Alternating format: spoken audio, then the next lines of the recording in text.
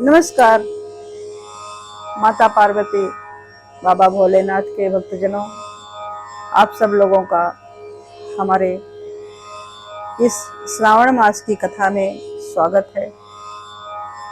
आइए मैं श्रावण मास की कथा सुना रही हूँ। आप सब लोग मेरे साथ श्रावण मास की कथा सुनिए।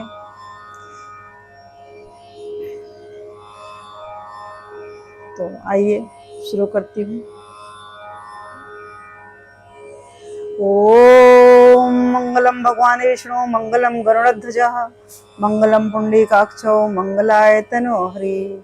तोमे चतुर्मुखो ब्रह्म सत्यलोक पितामह गच्छमंडले चास्मिन् मम सर्वार्थ सिद्धये शांताकारं भुजगशयनं पद्मनाभं सुरेशं विश्वाधारं गगनसदृशं मेघवर्णं शुभांगं लक्ष्मीकान्तं कमलनयनं योगप्रियानगम्यं वन्दे विष्णु भवभयहरणं सर्वलोकैकनाथं वन्दे देवम् उमापतिं सुरगुरुं वन्दे जगत्कारणं वन्दे पन्नगभूषणं ऋग्धरं वन्दे प्रसूनां पतिम्।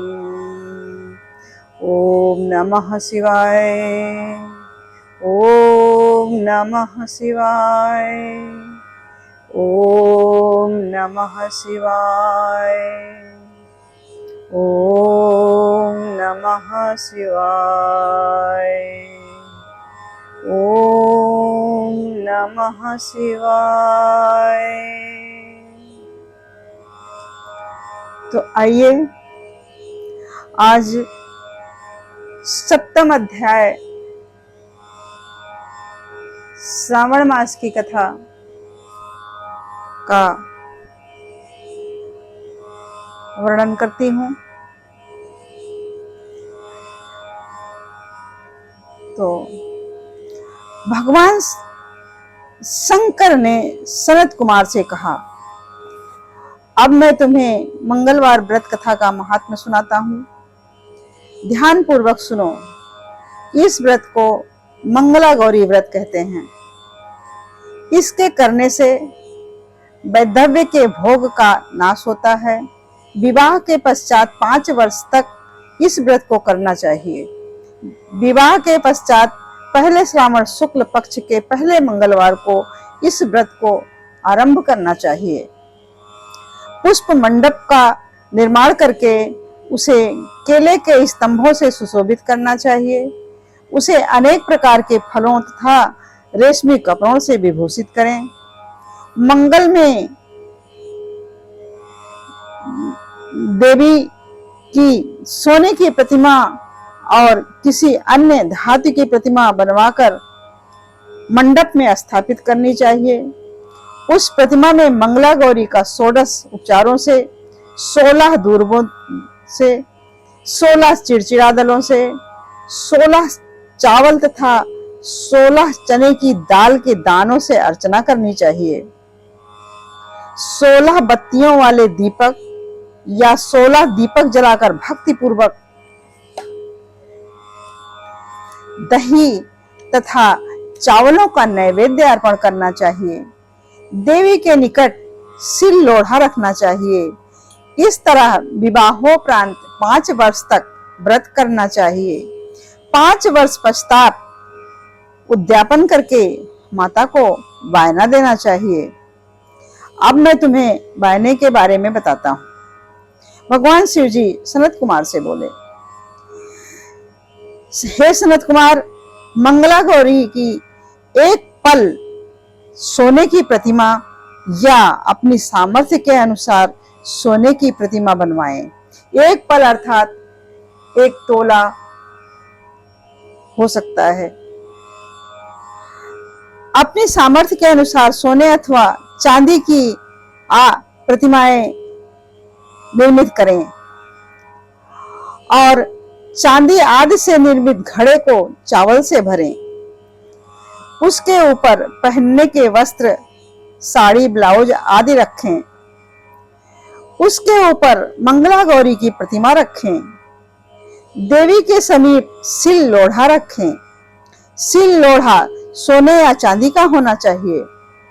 इस प्रकार माता के लिए वायना देना चाहिए। इसके बाद 16 सुहागन ब्राह्मणियों को भोजन कराना चाहिए। इस प्रकार व्रत करने मात्र से 7 जन्म तक सौभाग्य अटल रहता है।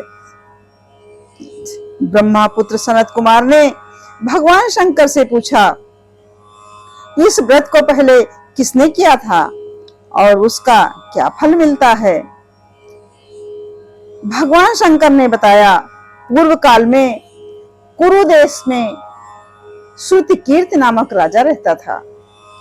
वो शास्त्रों का ज्ञाता था, उसका कोई शत्रु नहीं था। वह 64 कलाओं का ज्ञाता था, धनुर्विद्या में निपुण था, उसे सब प्रकार का सुख था, परंतु उसके कोई संतान नहीं थी। इसी कारण वो दुखी रहता था। उसने संतान के लिए देवी की आराधना की। एक दिन देवी ने उसकी आराधना को स्वीकार कर प्रसन्न होकर उसे साक्षात दर्शन दिए और उससे वर मांगने के लिए कहा। राजा श्रुतिकीर्ति ने देवी के पास हाथ जोड़कर खड़े होकर एक पुत्र की मांग की। राजा के वचन सुनकर देवी मुस्कुराई।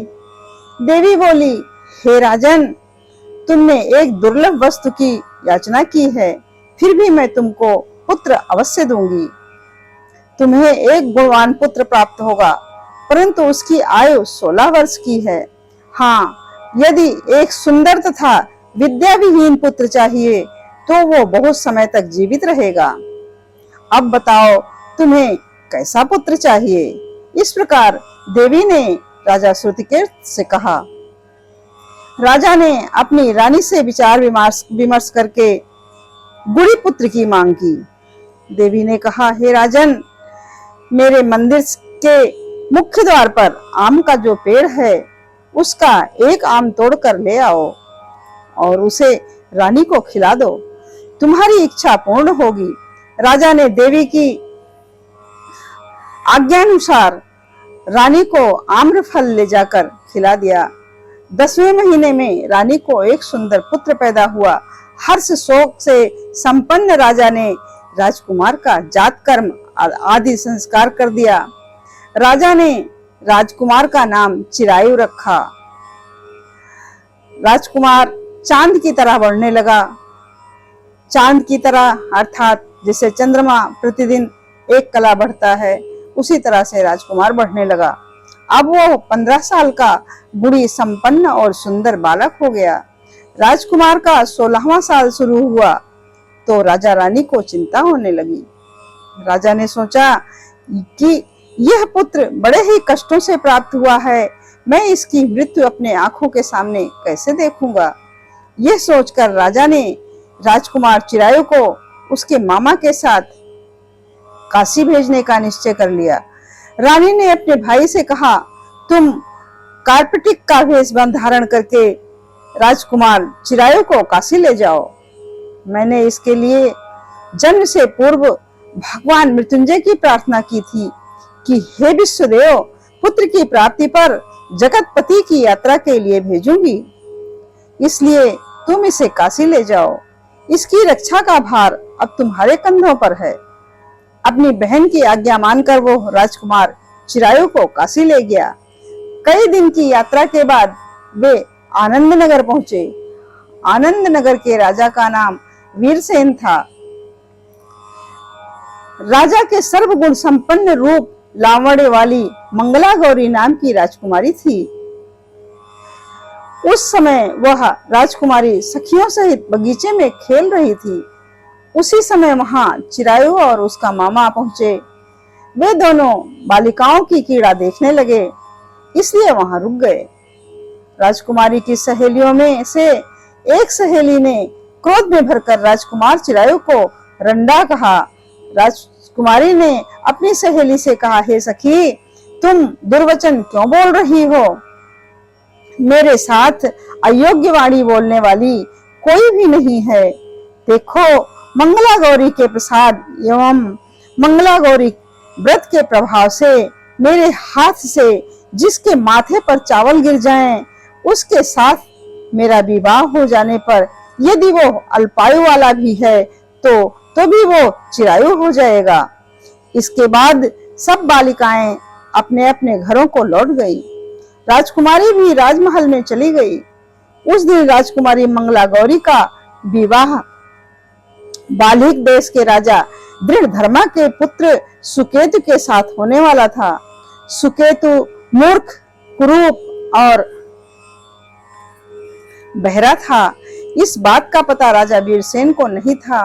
अतः वर पक्ष वालों ने विवाह मंडप में एक अन्य अच्छा वर ले जाने का निश्चय किया। विवाहोपरांत प्रस्तुत वर को भगा दिया जाएगा। इस प्रकार सुकेतु राजकुमारी को अपने देश ले जाएगा। ऐसा विचार कर वर पक्ष के कुछ आदमी चिरायु के मामा के पास आकर बोले, यह बालक तुम हमें दे दो, इसके द्वारा हमारा काम सिद्ध होने वाला है। इस पृथ्वी पर परोपकार से बढ़कर कोई दूसरा कार्य नहीं है।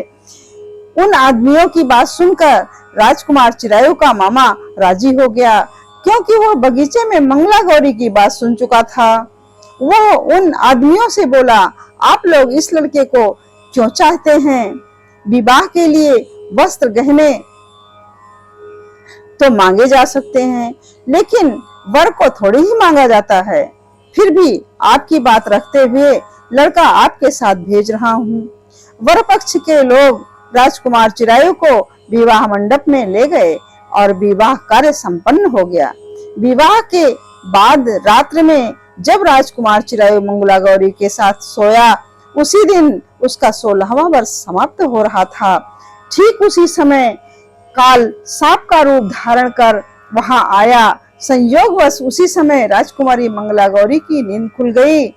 उसने सांप को देखा तो राजकुमारी ने सांप की पूजा की, उसे पीने के लिए दूध दिया। मंगला गौरी ने कहा, मैं उत्तम व्रत करूंगी, मेरे पतिदेव को छोड़ दो तथा उन्हें चिरंजीवी होने का आशीर्वाद दो। देखते ही देखते सांप कमंडल में घुस गया। राजकुमारी ने अपनी हाथ में कमंडल का मुख बंद कर लिया और उसी समय राजकुमार चिरायु अपने शरीर के अंगों को ऐंठते हुए उठ बैठा। उसने राजकुमारी से कहा, मुझे बहुत भूख लगी है। राजकुमारी ने माता के समीप जाकर लड्डू आदि लाकर राजकुमार को खाने के लिए दिए। राजकुमार से प्रसन्नता से लड्डू खाए। हाथों को धोते समय उसके हाथ से अंगूठी गिर गई। वह पान खाकर फिर सो गया। राजकुमारी कमंडल में बंद सांप को बाहर फेंकने गई, लेकिन विधि के विधान से बाहर जाने से चमकते हार की कांति देख वो चकित रह गई। उसने हार को अपने गले में पहन लिया। कुछ रात शेष रहने पर चिरायु का मामा उसे ले गया। चिरायु के जाने के बाद वर पक्ष के लोग सुकेतु को ले आए। मंगला गौरी ने सुकेतु को देखा तो वह बोली, ये मेरा पति नहीं है। सभी बाराती कहने लगे, हे सुबह, ये तुम क्या कह रही हो? यदि कोई पहचान हो तो बताओ। इस पर मंगला गौरी ने कहा, रात्रि को मेरे पति ने मुझे जो हार दिया था, उस हार के रत्नों की सुंदरता के बारे में यह बताएं। रात्रि के आम्र सेचन के समय मेरे पति का केसर युक्त पैर मेरी जांघ में लगा हुआ है। उसे देखकर सब लोग बताएं कि यह पैर का निशान किसका है। रात्रि के समय जो बातचीत हम दोनों के बीच हुई थी तथा जो भोजन करा था, उसके बारे में यह बताएं। सुकेतु मंगला गौरी के इस प्रकार से एक भी प्रश्न का उत्तर वह ना दे सका। इस प्रकार कन्या पक्ष वालों ने बारात को बिना दुल्हन के वापस भेज दिया। मंगला गौरी के पिता वीरसेन ने एक यज्ञ कराया। उसे यह भी पता चल गया कि वर पक्ष वाले अपने कुरूप राजकुमार के स्थान पर किसी अन्य सुंदर युवक को विवाह के मंडप में ले आए थे और उस अनजान युवक के साथ मंगला गौरी का विवाह हुआ था। अब मंगला गौरी राजमहल के बरामदे में एक चिक की ओट में बैठ गई और आते जाते प्रत्येक व्यक्ति को देखने लगी। इधर चिरायु भी वहां के हालचाल जानने की इच्छा से अपने मामा के साथ उधर आया। जैसे ही चिरायु महल के आगे से गुजरा तो मंगला गौरी ने उसे पहचान लिया। तब वह अपने पिता राजा वीरसेन से बोली, यह आदमी जो अभी अभी गया है यही मेरा पति है। राजा ने दोनों मामा भांजे को बुलाया। मंगला गौरी की बताई हुई निशानियां चिरायु में मौजूद थी। राजा विवाहोत्सव के वस्त्राभूषण आदि अश्व गज रथ तथा बहुत सी चीजें देकर मंगला गौरी को विदा किया। मामा अपने भांजे चिरायु को तथा मंगला गौरी को लेकर अपनी बहन के यहाँ चल दिया। जब चिरायु के माता पिता ने उसके आने का समाचार सुना तो उन्हें विश्वास ही नहीं हुआ, क्योंकि भाग्य विपरीत कैसे हो सकता है। इस बीच चिरायु अपने माता पिता के पास पहुंच गया और उनके चरण स्पर्श किए। पुत्र वधू को सास ने अपनी गोदी में बैठाकर सब बातें पूछी। मंगला गौरी ने उसको व्रत महात्म्य तथा पिछला समस्त घटनाक्रम समझाया। इस प्रकार से मंगला गौरी के कारण ही तभी से यह व्रत मंगला गौरी के नाम से प्रसिद्ध हुआ। इसे जो भी कोई सुनेगा अथवा इसका कीर्तन करेगा उसके सभी मनोरथ सिद्ध हो जाएंगे। श्री सूत जी ने कहा, हे ऋषिगण, भगवान शंकर ने सनत कुमार से इस व्रत को कहा और वो इस कार्य की सिद्धि वाले व्रत को सुनकर गदगद हो उठे। इसको सुनने से परमानंद की प्राप्ति हुई। इसको सुनने से सभी को परमानंद की प्राप्ति होती है। तो इस पाठ का समापन अभी हो रहा है। तो आइए भक्तों, शिव जी का पंचाक्षरी मंत्र का जप करें। ओम नमः शिवाय। ओम नमः शिवाय। ओम नमः शिवाय। ओम नमः शिवाय। ओम नमः शिवाय। मंगला गौरी के व्रत का विधान और कथा मैंने अभी आप सब लोगों को सुनाया। इस प्रकार से मंगला गौरी का व्रत करना चाहिए। मंगला गौरी का व्रत करने से भगवान शिव पार्वती प्रसन्न होते हैं और सभी की सभी इच्छाओं को पूर्ण करते हैं। और सबसे